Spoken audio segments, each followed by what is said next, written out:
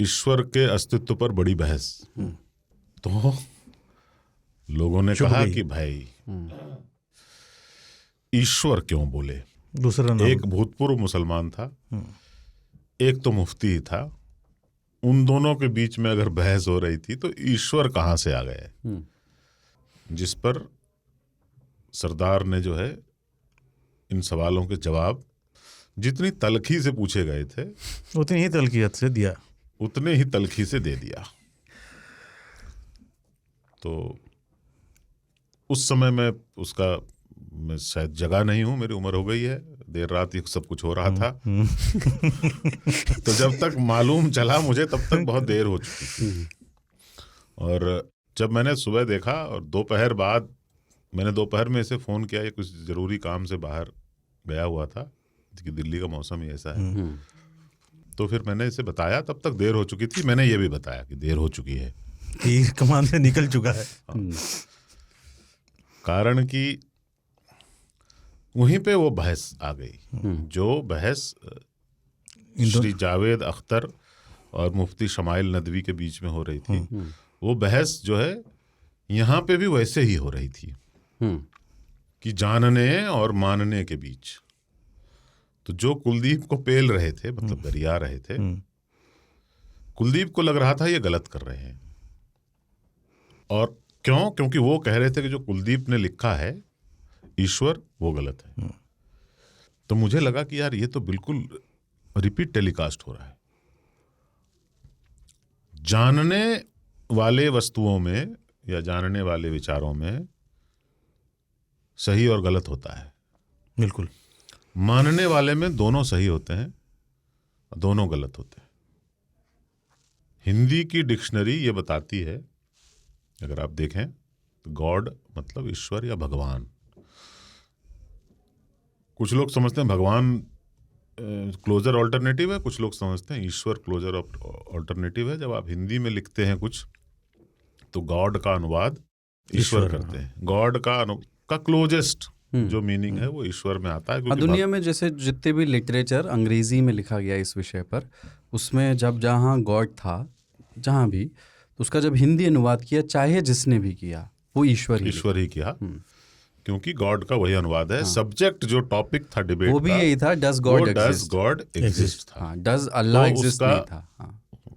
उस पे बाद में आता हूँ। तो दोनों सही थे जो ये कह रहे थे कि क्योंकि गॉड का ट्रांसलेशन ईश्वर नहीं है, क्लोजेस्ट है, इसलिए सारे लोग उसी का प्रयोग करते हैं। और इन्होंने प्रयोग किया तो वो गलत नहीं किया, क्योंकि ऑल्टरनेटिव नहीं है। डिक्शनरियां फाड़ के फेंको पहले, है ना। सारे स्कूल, कॉलेज, उपन्यास इत्यादि जितनी भी साहित्य की सामग्री है उसे जलाकर फेंक डालो अगर आपत्ति है तो। गॉड का, मुसलमानों का गॉड नहीं होता, ईसाइयों का गॉड नहीं होता, यहूदियों का गॉड नहीं होता। गॉड एक कॉमन नाउन है। जैसे ईश्वर हमारे यहाँ कॉमन नाउन है, उसमें गॉड भी इसलिए कॉमन नाउन है क्योंकि स्पेसिफिक चेहरा नहीं देखते जब ईश्वर बोलते हैं। गॉड भी तो ईसाइयों का ही होता है। नहीं, हाँ नहीं, बिल्कुल। वो तो बाद में ओ माय गॉड तो बोलते ही रहते हैं, क्योंकि वो ईश्वर का नाम नहीं लेते। बाइबल का आदेश है, do not speak Dai name in when. पर गॉड जो शब्द है वो अंग्रेजी का ही शब्द, अंग्रेजी का शब्द है। हाँ। ईसाइयों का गॉड का नाम गॉड नहीं है। इसीलिए मुसलमान कहते हैं कि हमारे गॉड को गॉड मत समझो, हमारा प्रॉपर नाउन है। प्रॉपर नाउन और कॉमन नाउन में जो फर्क होता है कि हमारे का नाम है।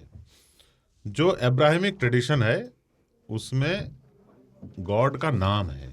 हमारे यहाँ भी एक तो ईश्वर की अवधारणा है और हम अपने अपने इष्ट देव रखते हैं तो उनके नाम के अनुसार से उनको देखते हैं।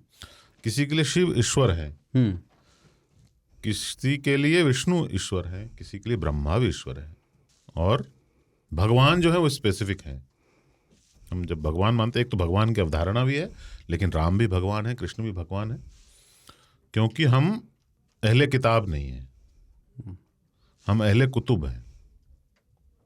हम पीपल ऑफ द बुक नहीं है, हम पीपल ऑफ द लाइब्रेरी हैं।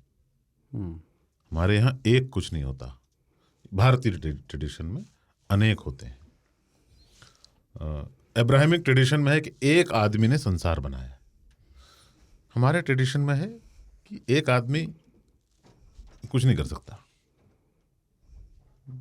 बहुत सारे लोग थे, पर उस विवाद में बाद में जाएंगे।